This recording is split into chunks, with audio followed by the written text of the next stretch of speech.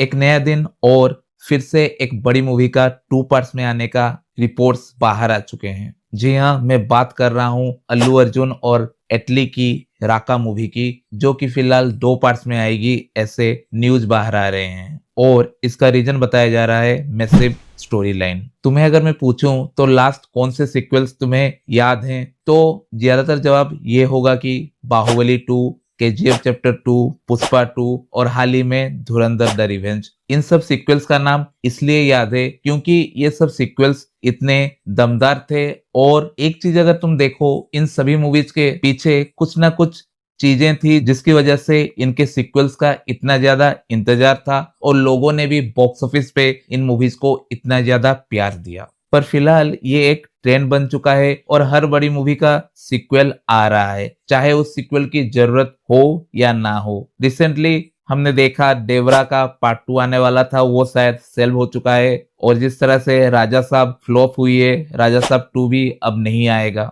ये लोग पहले से पार्ट 2 अनाउंस कर देते हैं, जबकि पहला पार्ट ही इनसे अच्छे से नहीं बन पाता, क्योंकि ये सब एक ट्रेंड को फॉलो कर रहे हैं कि चलो अब पार्ट 2 का जमाना है, सब कोई सीक्वल बनाएंगे और एक ही स्टोरी को खींच के 2 पार्ट्स में डिवाइड करके पैसे और कमाएंगे। लेकिन ये लोग ये नहीं सोचते कि बाहुबली 2 क्यों ब्लॉकबस्टर हुआ या फिर धुरंधर द रिवेंज इतना क्यों चला, क्योंकि वहां पे कैरेक्टर्स और स्क्रीन प्ले उतना ज्यादा इंटरेस्टिंग था। इस वजह से सेकेंड पार्ट इसका इतना ज्यादा एक्साइटमेंट क्रिएट किया पब्लिक के बीच। उन्होंने कोई ट्रेंड देख के ये फॉलो नहीं किया था। नेक्स्ट, ये जो बता रहे हैं massive story line. Massive story line बहुत ही वीक आर्गुमेंट फील होता है, क्योंकि अगर तुम्हारा फर्स्ट पार्ट का ही स्क्रीन प्ले और परफॉर्मेंस इतने दमदार नहीं रहे तो सेकेंड पार्ट के लिए एक्साइटमेंट बचेगी ही नहीं। हाँ, अगर तुम्हें लगता है कि तुम कोई बहुत ही डिफरेंट वर्ल्ड क्रिएट कर रहे हो और कुछ अलग ही एक्सपीरियंस देना चाहते हो ऑडियंस को, तो बात अलग है। वैसे इन लोगों ने दिखाया तो था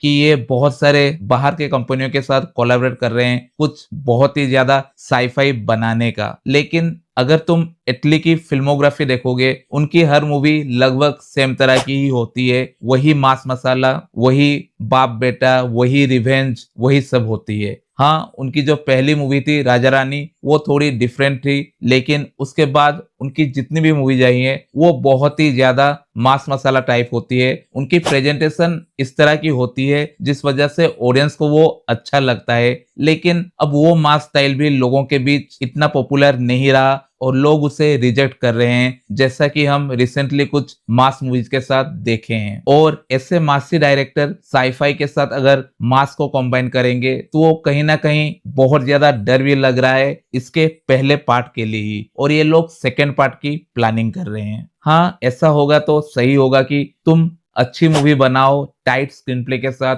और पहला पार्ट इतना ज्यादा एंगेजिंग बनाओ कि लोग ऑटोमेटिकली सेकेंड पार्ट के लिए एक्साइटेड फील हों। और अगर तुम सिर्फ फर्स्ट पार्ट को सेटअप की तरह यूज कर रहे हो और सेकेंड पार्ट में मैक्सिमम चीजें रखोगे तो ऑडियंस उसके लिए एक्साइटेड नहीं फील करेगी। तो मेरे मुताबिक ये 2 पार्ट्स वाला कॉन्सेप्ट राका के लिए फिलहाल तो सही नहीं लग रहा है। हाँ, अगर मूवी बहुत ही ज्यादा एंगेजिंग साबित हो और कुछ स्टोरी बाकी रह जाए जो कि सेकेंड पार्ट का डिमांड करे, तब पार्ट 2 जस्टिफाइड हो सकता है। मे बी वो मूवी देखने के बाद पता चलेगा। पर जहां तक एटली की फिल्मोग्राफी है या फिर अल्लू अर्जुन की फिल्मोग्राफी है, उन दोनों को देख के इस तरह के साईफाई मास मूवी को 2 पार्ट्स में फिलहाल के लिए डिवाइड करना मुझे सही डिसीजन नहीं लगता। तुम्हारा क्या ओपिनियन है इस बारे में कमेंट सेक्शन में जरूर बताना। मिलते हैं अगली वीडियो में।